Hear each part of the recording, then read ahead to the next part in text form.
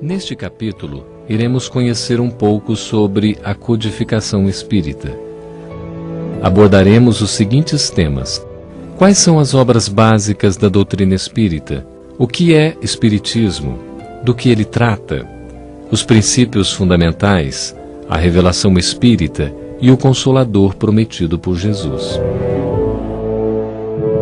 Os 5 livros publicados por Allan Kardec, que compõem as obras básicas da doutrina espírita, são o Livro dos Espíritos, o Livro dos Médiuns, o Evangelho segundo o Espiritismo, o Céu e o Inferno, a Gênese. Todos esses livros contêm o objetivo essencial do Espiritismo, que é o melhoramento dos homens. O desenvolvimento da codificação espírita basicamente teve início na residência da família Baudin, no ano de 1855. A casa tinha 2 jovens que eram médiuns, Julie e Caroline Baudin, de 14 e 16 anos, respectivamente. Vale lembrar que das perguntas elaboradas aos espíritos foi que nasceu o Livro dos Espíritos, publicado em 18 de abril de 1857. Observamos nesta ilustração de época a livraria Denty, na Galeria de Orleans do Palácio Royal em Paris, o local onde foi lançado o Livro dos Espíritos. E vemos também a capa de O Livro dos Espíritos, no seu original em francês.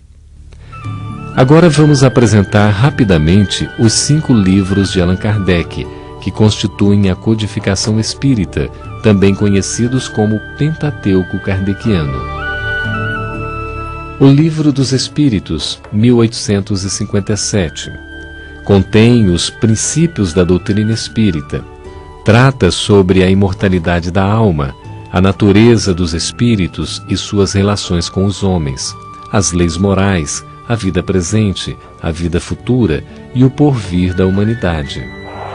O Livro dos Médiuns, 1861, orienta a conduta prática das pessoas que exercem a função de intermediar o mundo espiritual com o mundo material.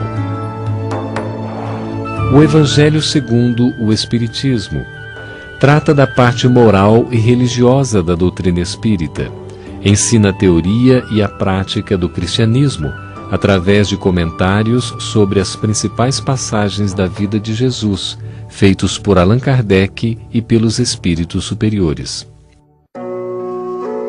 Nesta ilustração, podemos ler que o professor Rivail adotou o pseudônimo de Allan Kardec, em referência a uma existência anterior como sacerdote druida, para diferenciar a obra espírita das produções pedagógicas anteriormente publicadas. E nesta outra, observamos que, em 9 de outubro de 1861, em Barcelona, Espanha, o bispo Antônio Palau e Temens determinou que os livros de Allan Kardec fossem queimados em praça pública, por considerá-los ofensivos e contrários à fé católica. Vamos ver também a Revue Spirit, Revista Espírita, Jornal de Estudos Psicológicos. Publicada em janeiro de 1858, a Revista Espírita constitui uma importantíssima contribuição doutrinária. Nela se pode apreciar como Kardec apresentava as ideias espíritas, esclarecia as dúvidas dos leitores, estudava outras correntes de pensamento e contestava os ataques contra a doutrina. Agora iremos conhecer o 4º e o 5º livro das obras básicas espíritas: O Céu e o Inferno.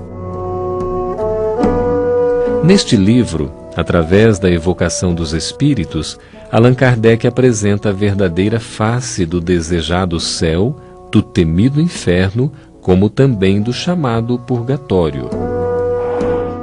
A Gênese. Este livro é um estudo sobre como foi criado o mundo, como apareceram as criaturas e como é o universo em suas faces material e espiritual. Há também um livro que, embora não pertença ao Pentateuco kardeciano, traz uma importante contribuição. Obras Póstumas.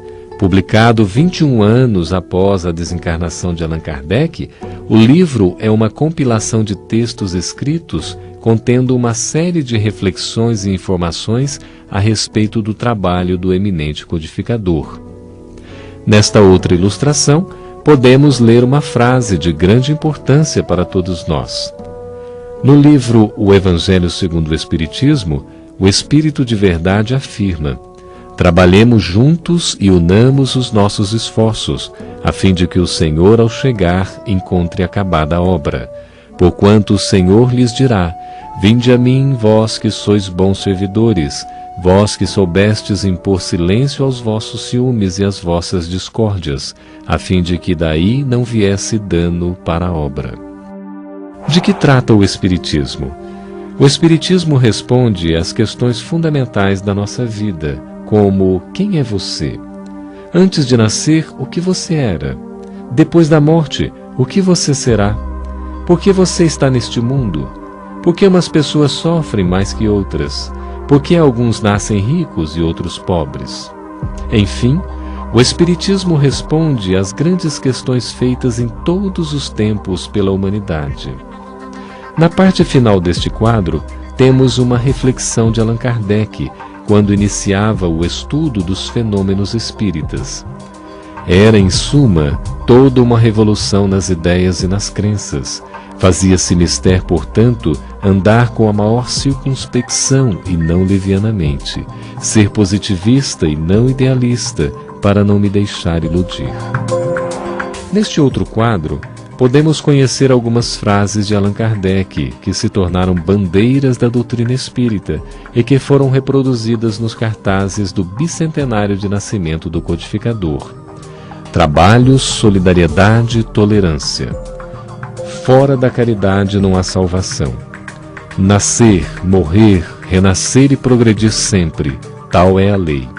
Fé inabalável só é aquela que pode olhar a razão face a face em todas as épocas da humanidade.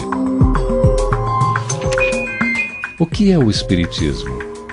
É importante esclarecer que foi Allan Kardec quem criou o neologismo Espiritismo, uma palavra que até então não existia, para designar a este novo conjunto de ideias, definindo-o assim: o Espiritismo é uma ciência que trata da natureza, origem e destino dos espíritos, bem como de suas relações com o mundo corporal. O Espiritismo é ao mesmo tempo uma ciência de observação e uma doutrina filosófica. Vamos conhecer os principais objetivos do Espiritismo. Realizar o progresso espiritual da humanidade. Transformar o homem num ser de bem e, consequentemente, a sociedade. Reviver o cristianismo puro sob as bases dos ensinamentos de Jesus. Dar ao homem uma fé sólida, baseada na razão. Neste quadro, destacamos o tríplice aspecto do Espiritismo: o científico, o filosófico, o religioso. Allan Kardec afirmara que o Espiritismo instituirá a verdadeira religião, a religião natural, a que parte do coração e vai diretamente a Deus. Religião aqui deve ser entendida num aspecto mais amplo, e não no sentido formal da palavra religião. Relacionaremos agora os princípios fundamentais da doutrina espírita. Os ensinamentos dos espíritos superiores fundamentam-se em 5 princípios básicos e na moral espírita: a existência de Deus, a imortalidade da alma, a reencarnação, a pluralidade dos mundos habitados, a comunicabilidade dos espíritos. E a moral espírita é baseada no Evangelho de Jesus, constituindo-se na máxima moral para a vida. Neste quadro podemos ler que, como moral, ele é essencialmente cristão, porque a doutrina que ensina é tão somente o desenvolvimento e a aplicação da do Cristo, a mais pura de todas, cuja superioridade não é contestada por ninguém, prova evidente de que é a lei de Deus. Ora, a moral está a serviço de todo mundo.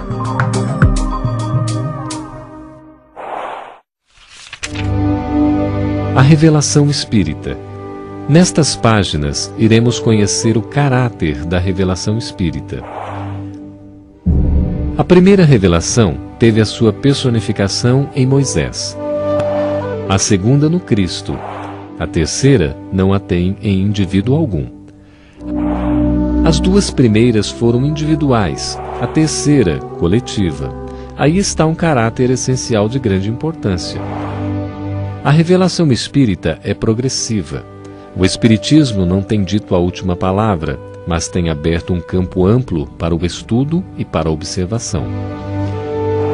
Neste quadro, temos a célebre citação de Jesus no livro Atos dos Apóstolos. Nos últimos tempos, disse o Senhor, derramarei o meu Espírito sobre toda a carne. Os vossos filhos e filhas profetizarão. Os mancebos terão visões e os velhos sonhos. Atos capítulo 2, versículos 17 e 18.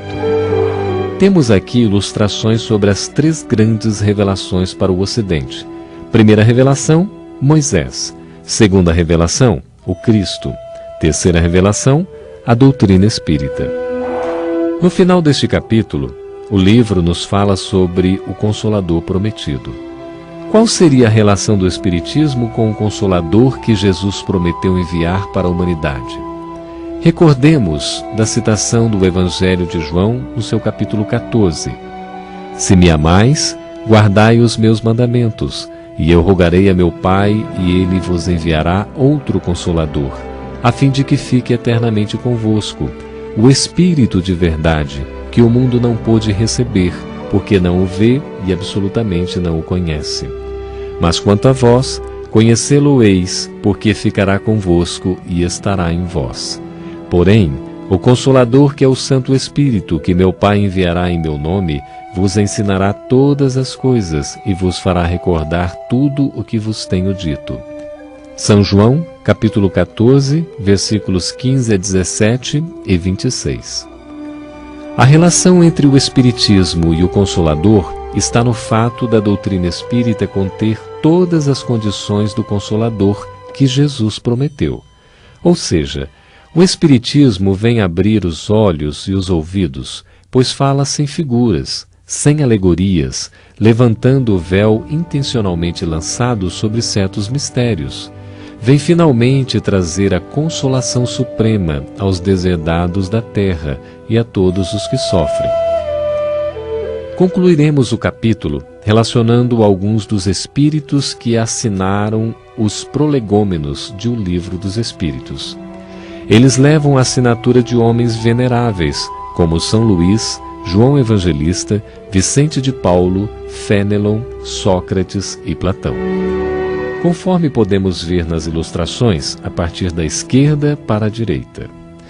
Há menção ainda de diversos personagens importantes como Santo Agostinho, o Espírito de Verdade, Franklin, Swedenborg, entre outros.